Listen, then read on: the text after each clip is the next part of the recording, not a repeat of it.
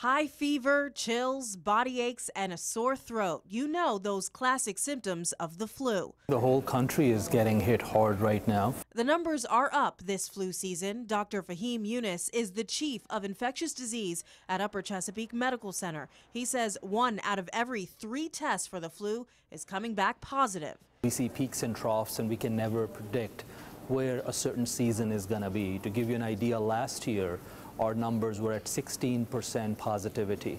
So clearly this is much higher, clearly close to double as compared to last year. Dr. Yunus says the team here generally keeps 3 things in mind as they get into a flu season. First, getting just about everyone who works here, more than 2,000 people, vaccinated. Second, getting stocked up with supplies and medication for treatment. And third, making sure other patients stay safe. At any given time, even in the midst of a flu season, 95% or more of the patients in a hospital are not going to be with a flu. They will be here for another illness.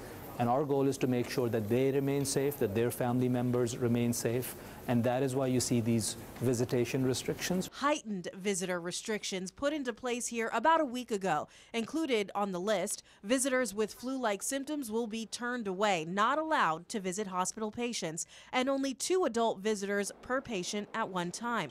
Dr. Yunus says while this season is significantly worse than last year's, this is not the first time they've had to take these precautions. 2 or 3 years ago we've had it, and then 2 or 3 years prior to that. This is a cycle.